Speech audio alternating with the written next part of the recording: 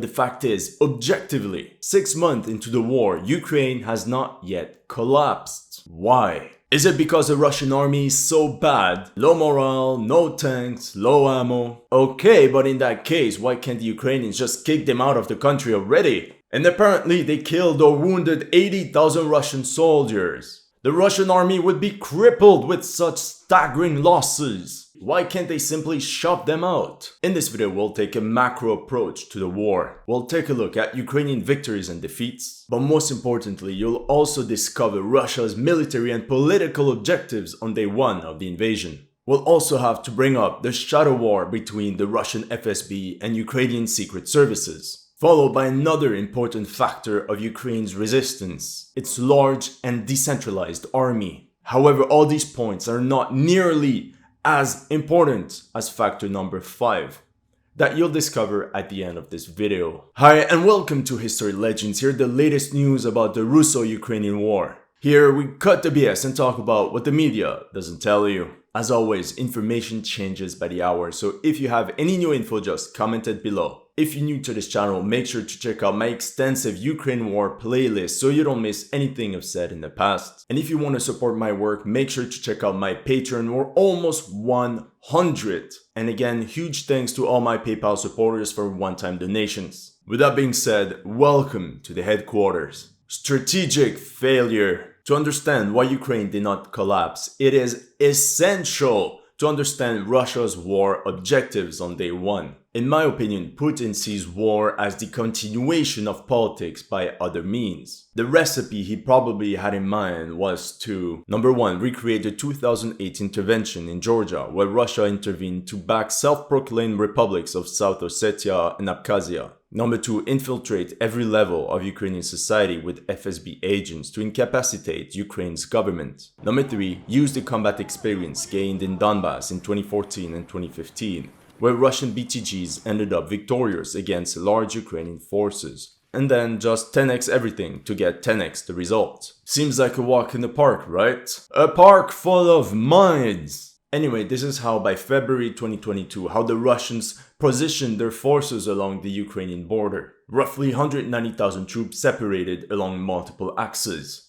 17 BTGs in Crimea, in Donbass 17 battalion tactical groups, Kharkiv 20, and now in Sumy another 8. The northern front 19 BTGs. In front of Kiev, 7 battalions plus airborne units on Hostomel airport, and another 11 BTGs in Belarus near western Ukraine. Immediately we notice how they positioned 35% of their overall forces against Kiev. In my opinion, if Kiev was the main objective, the Russian army would have probably doubled that amount. So why didn't they? We also quickly noticed that Russian army corps would be operating on a very large front, which means complicated logistics and little to no mutual support between troops on every axis. Militarily speaking, it doesn't make sense. You're shooting yourself in the foot. Had the US military done the invasion, they would have regrouped all their forces in Donbass and perhaps Crimea, and just like a bulldozer, they would have overwhelmed enemy defenses with numerical superiority and massive firepower. Truth be told, the US military is extremely good at smashing, destroying enemy armies. Because for Americans, the destruction of the enemy force is the end political objective. They smashed the Iraqi army.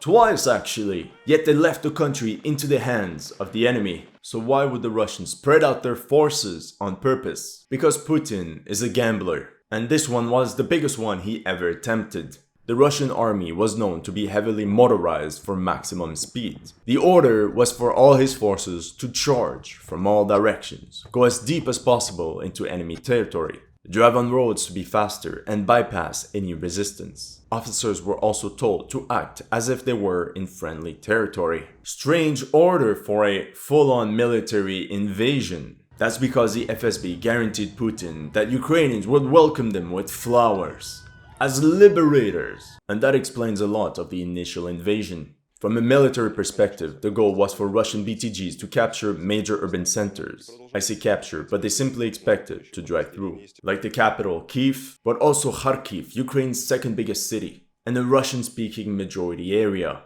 And then perhaps Mykolaiv, a strategic naval position. and overall to rush and secure as many breachheads as possible across the Dnieper. That's probably the reason why they didn't blow up all the bridges on day one. Now, what did Putin want? In my opinion, the political objective of this special military operation was the collapse and the surrender of the Ukraine government, and for Zelensky to be dead, captured, or in exile, creating a political vacuum to be filled with a pro-Russian leader. This new president would officially sign the document that Crimea and the separatist republics of Donetsk and Luhansk as not part of Ukraine anymore, as independent. End of story.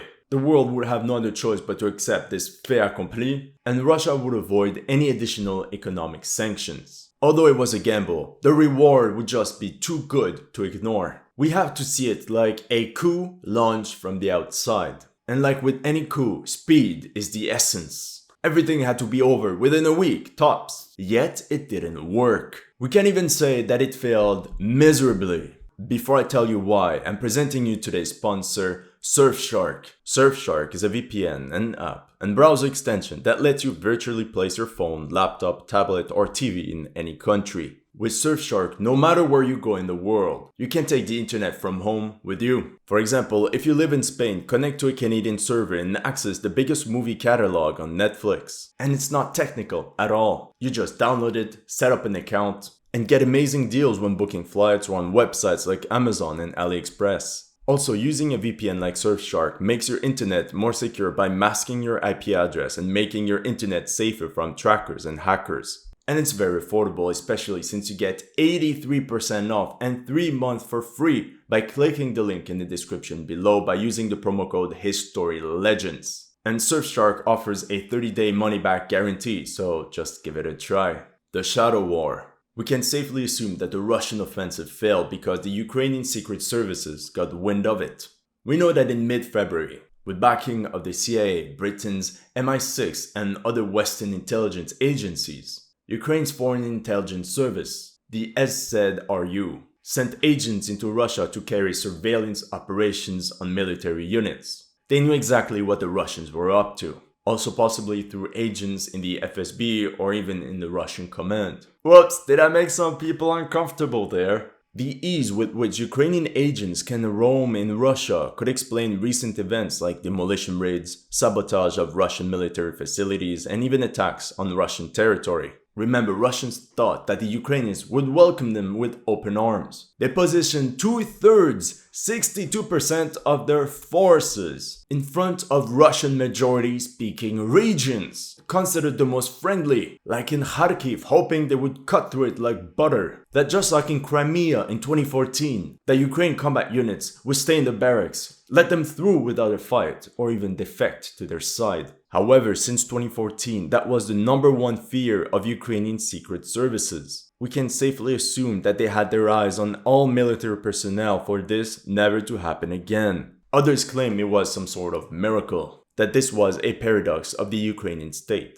Despite the high level of corruption, inefficiency, and infiltration of Russian agents in the Ukrainian government structure, after February 24th, Ukrainian military commanders not only worked but also worked more efficiently than ever. And this is where the Russian plan did not resist first contact. And even worse, the entire plan was based on wrong information. Once a Russian attacked and pushed into Ukrainian territory, one of the first tasks of the SBU was to eliminate any mayor, policeman, or Ukrainian official that would collaborate with the Russians. Anyone showing pro-Russian sympathies would also be targeted and punished. Russia simply did not realize the level of political and security control Kyiv had over the administration of the oblast, preventing a peaceful transfer of local control. Big mistake. The immediate effect was that local Ukrainian authorities of conquered regions refused to help the Russian occupying forces. And in turn, the Russians had a hard time winning hearts and minds. That meant that Russian forces often found themselves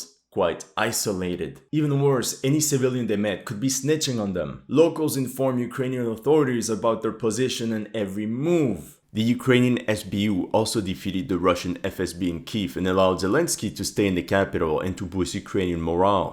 At the same time, the SBU is a bloated agency with over 30,000 members, 5 times more than Britain's MI5. And you know it, a lot of people equals low pay, A lot of them could be Russian agents, and the temptation of corruption is very high. According to a recent CBS News report, only around 30% of the weapons sent by the West actually make it to the front lines. A decentralized army. From 2014 to 2022, Ukrainian troops got a lot of combat experience from Donbass, but mostly in the form of ambushes, patrols, and trench raids, aka guerrilla warfare. Some units, like the DRGs, Deep Reconnaissance Groups, became specialized in infiltration and sabotage. And even today they cause a lot of headaches to Russian forces. And then there was NATO training from the SAS, for example, that helped the Ukrainians improve already existing skills. On a side note, if we accept that Ukrainian secret services knew about the Russian invasion, it's possible that they set up decoy ammo depots in preparation of Russian missile and airstrikes, and spread out the real ones in some sort of decentralized logistics that is very hard to take down. After the initial Russian plan failed, Russian army columns entered a lull, a period where they didn't really know what to do. These Russian soldiers were deep into enemy territory, ill-supplied, isolated on roads, could not coordinate attacks because of poor communication, and they did not have enough infantry to capture urban settlements. A nightmare. And these isolated army columns proved to be easy prey for well-equipped and numerically superior Ukrainian guerrillas. The easiest targets were, for example, supply trucks. The Russians had pushed so far from the logistical hubs without securing the entire area behind them that all the ammo, fuel, and food had to come from the Russian border. Russian troops would have so much ground to secure that convoys often traveled without security and fell into easy ambushes. And this phenomenon was even worse in the heavily forested areas of northern Ukraine that simply favored this type of hit-and-run attacks, like in Sumy and Chernihiv. This became even more apparent during the Battle of Kiev. Ukrainians used Napoleon's favorite strategy, a central position. By doing so, they avoided Russian forces from regrouping and were able to defeat enemy columns individually. And on top of that, Russian army columns had a very hard time maneuvering in this forest belt west of Kiev, filled with rivers and ditches that proved to be a playground for Ukrainian anti-tank squads, platoons, and companies. At the same time, the headquarters of the armed forces of Ukraine only had limited control over military operations. Ambushes, raids, infiltration, and sabotage missions from DRGs. Most of these Ukrainian victories were planned independently by local commanders. So when the Russians withdrew from northern Ukraine, concentrated their forces in the south, and repositioned themselves for a static war. Yet 6 months into the war, Ukraine faces a strategic deadlock where the enemy slowly keeps snatching one town after another. Ukraine's small unit guerrilla tactics were unable to drive the Russians out. Because for a proper offensive, you need to be able to coordinate thousands and thousands of troops. Infinite manpower. There's an old French saying, often misattributed to Napoleon, that says, God always favors the big battalions. And it's true. Ukraine started the war with 200,000 active duty personnel and a reserve pool of 900,000, many with previous military experience from Donbass. People forget that on the 24th of February 2022, Ukraine had the strongest ground forces in Europe in terms of manpower, tanks, artillery, armored vehicles. And they were not far behind Russia, actually. And it's good because they were prepared for a Russian attack. According to leaked documents, Ukrainian armed forces lost about 190,000 KA and wounded, plus an unknown amount of missing in action. Some sources even go as far as to say 80,000 to 90,000 irrecoverable losses. So yes, perhaps a lot of the professional soldiers from day one ended up as casualties, but they've been replaced. Truth be told, 190,000 killed or wounded is nothing. And many of the wounded can eventually return to the front. By calling back reservists, paramilitary forces, and after multiple waves of mobilization, the Ukrainian army grew to a force of 700,000 from a pool of nearly 7 million men fit for service. You have to understand that Ukrainians love Ukraine, despite their dislike for their corrupt politicians, which the FSB took note of. Ukrainians still love Ukraine. And for historical reasons, many hate Russia. For many of them, this is their great patriotic war. And younger Ukrainians, anyone born after 1990, 1991, has only experienced Ukraine as an independent nation. They know nothing of the USSR. Every soldier that dies could be a colleague, neighbor, friend, cousin, brother, father, son, and it pushes more people to enlist to avenge their loved ones despite the poor combat conditions on the front line. Yes, perhaps new recruits only get a couple days of training, but too bad, there's no time. They'll learn directly on the front line. And for your information, raw recruits that were brought in 2 to 3 months ago are now battle-hardened veterans. So here's a typical battle in Ukraine at the moment. Russian artillery bombards Ukrainian positions. The defending Ukrainians suffer heavy losses. Then the Russian troops advance with tank support to capture this position. And more often than not, they successfully capture enemy trenches, villages, and hilltops. But naturally, after a firefight, these Russians are out of ammo and have wounded troops to take care of. Then they call headquarters for reinforcements to secure the new position. Then headquarters tell them, okay guys, stay there, the second wave will replace you soon. Remember, the Russian army is allergic to high casualties. It's not the Soviet army anymore. And overall, it doesn't have enough foot soldiers. So more often than not, the second wave never shows up. Meanwhile, Ukraine has this ability to always find entire battalions, hundreds of men, that are hastily sent to the front to plug the gaps. They dig in, form a new line of defense within hours, and halt Russian breakthroughs to a standstill. And we're back to square one. And to me it's interesting because this is very similar to what the Germans experienced against the Soviet Union during World War II. But at the same time, it's not very surprising because a lot of Soviet soldiers were Ukrainian. Problem is, 6 months in, if it's easy to train foot soldiers and infantry in just a couple days or weeks, you can't do the same thing with tank crews or specialists. And although these big battalions are good in defense, they remain unable to counterattack and retake ground, despite a 4-to-1 numerical advantage. Because for this to work, they need heavy military equipment as well as trained specialists. And on a side note, some people in Russia claim that Putin is not doing enough, that 200,000 men is far from enough to attack on a 2,000-kilometer front line, that Russia needs to mobilize at least 1 million men and just finish the job. And here we are at what I consider the most important factor: foreign lethal aid. In my opinion, the main reason Ukraine has not yet collapsed is foreign aid.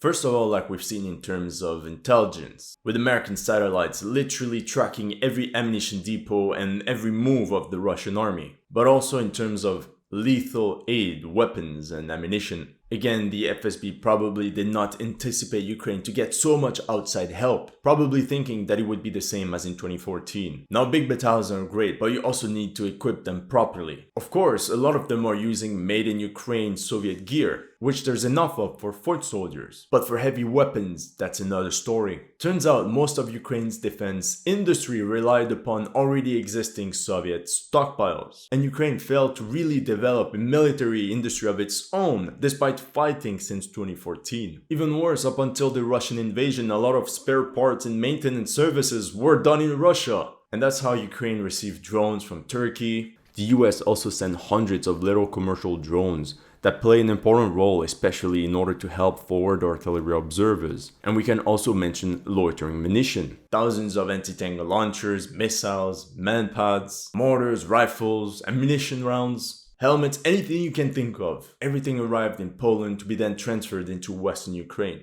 This was the country's lifeline. And for sure, all this military equipment surely helped Ukraine repel Russian armored columns and aircraft in the first few weeks of the war. At least this is what mythology tells us. Let's not forget that it's the 1st Tank Brigade, arguably Ukraine's best armored formation with its upgraded T-64 tanks, that defended Chernihiv in late February and March, and that held up a lot of Russian troops meant to go to Kiev with their 125mm smoothbore guns, and not javelins. In April, when the nature of the fighting in Ukraine changed to a conventional war, infantry weapons proved to be far from enough to turn the tide. Ukraine urgently asked for more heavy equipment, especially artillery and tanks, and all sorts of vehicles, especially from post-Soviet countries that logically used similar equipment. Now, people don't want to talk about it, but through attrition, Ukraine suffered greatly in terms of heavy equipment. When looking up online, it says they lost 230 tanks, but I don't buy it. It's very possible that they actually lost